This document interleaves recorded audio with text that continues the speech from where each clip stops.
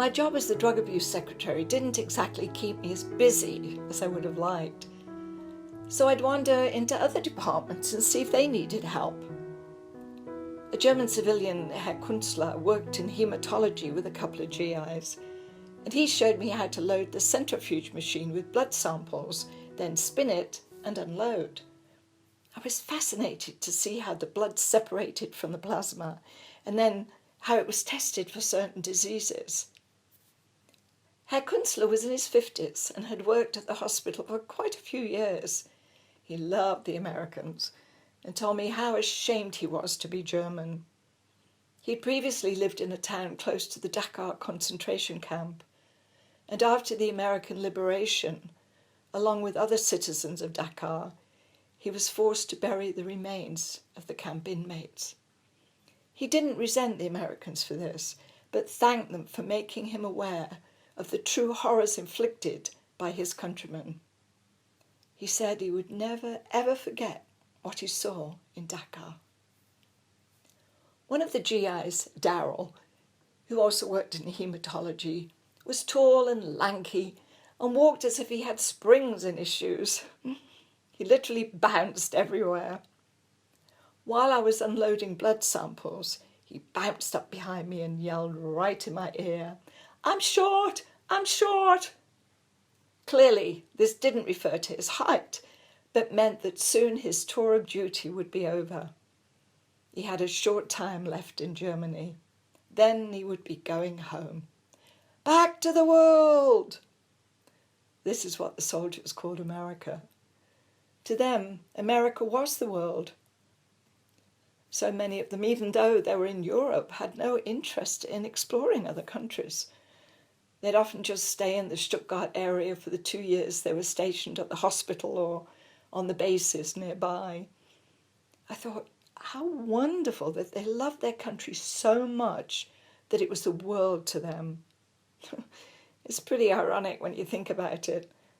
Soldiers who'd fought in Vietnam were often shunned when they went back to the world and didn't have the hero's welcome awarded soldiers from previous wars.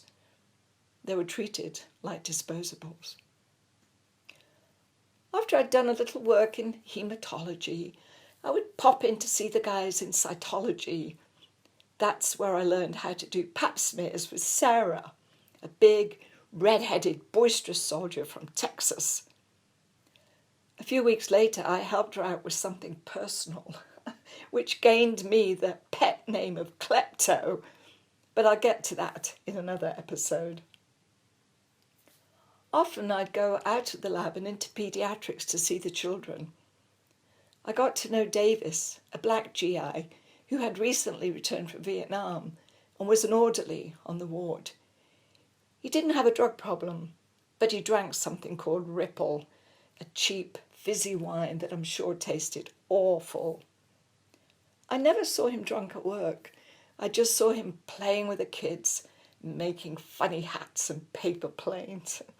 He had a goofy laugh, which the kids loved. Oh, he was so good with them. But when he left his job in paediatrics, Davis hit the bottle hard and rode his bike around the hospital grounds and over the helicopter pad as if he was part of a circus act. His demons were deep.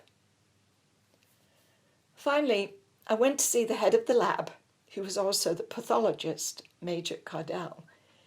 He'd spent time in Vietnam and went from trying to put body parts together in the jungle to taking them apart at the hospital. I told him that I was bored and wondered if there was anything else I could do. He told me that they'd just started group therapy with the drug addicts at the psych clinic, and maybe I'd like to sit in on a couple of sessions, see if I liked it. It was once a week on a Wednesday from 2 to 5. He said he'd talk to Davenport, leader of the drug abuse program, and take me over there the following day, which happened to be Wednesday. It was a fairly large room, and there were around 10 members of the psych clinic and drug ward sitting in a semicircle. They call themselves the Straights, facing 5 young drug-addicted soldiers, the heads. I slipped into a chair beside Phil, a captain who happened to be dating Pat. No one said anything for what seemed like ages. It was a really uncomfortable silence, almost a standoff between the straights and the heads. Then the so-called therapists, led by Dr. Davenport, began to verbally abuse the addicts in a warped attempt at getting a reaction out of them. It was real below the belt stuff and not what I'd expected therapy to be. I can't repeat all the abusive and offensive words I heard coming from the straights, but believe me, it was brutal. I was in complete shock and appalled at the inhuman way these army psychiatrists spoke to these young men who were fresh out of Vietnam and traumatized from the horrors of war. It was more disturbing to me because the majority of therapeutic staff in the group were all lifers, career soldiers, and had never been to Vietnam. But they were certainly creating their own kind of conflict within this group with their vitriolic attacks. But the heads, the drug addicts, they just seemed to take it. When Davenport implied that they were all hopeless junkies, look at you now, all stoned. A dark-haired Latino who only looked about 17 stood up and said, "Yeah, man, gotta get high to get through this." He added a few expletives.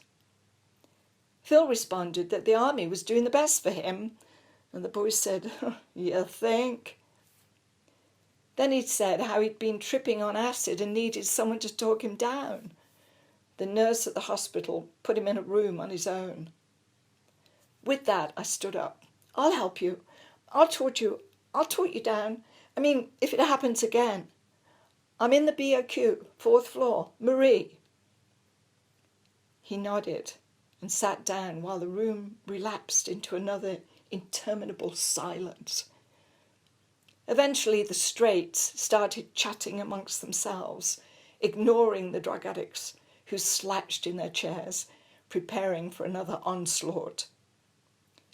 Then Davenport announced that it was almost 5 o'clock and that he'd killed another 3 hours of valuable army time. "Let's get out of here," he said. It was amazing. The 3 hours had been eaten up and nothing substantial had been achieved, apart from the fact that we'd had a coffee break and a couple of the female army nurses thanked me for being there and for speaking up. So that was my first introduction to another side of the US Army's farcical approach to helping these brave young men overcome the brutalities of PTSD and drug addiction. As much as I hated the way the therapy group was operated, nevertheless, I felt I had to keep attending the sessions and that perhaps I could make a difference. Nothing quite like a naive Englishwoman trying to save the world. When I found out from Bouncy Darrell that Pat's boyfriend Phil had VD, I had to tell her immediately. "Oh no, I've got to get my blood tested right away." Since it was close to midnight, that didn't seem very likely. But I knew there was always one guy in the lab at night. A Filipino GI, Don, who was a friend, was on duty. "Don will do it," I said.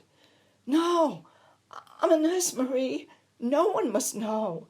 They'll think I'm a whore. I might lose my job." "You've got to draw the blood and he can do the test." "Are you out of your mind? You want me to draw blood?" She pleaded with me, and in the end, I gave in. I'd never drawn blood in my life, but Pat said she would show me, and it would be okay. Next time, hear about my new skill being utilised after a terror attack on US Army bases in Germany. Also, my efforts in changing the way the therapy group worked. Thanks for listening.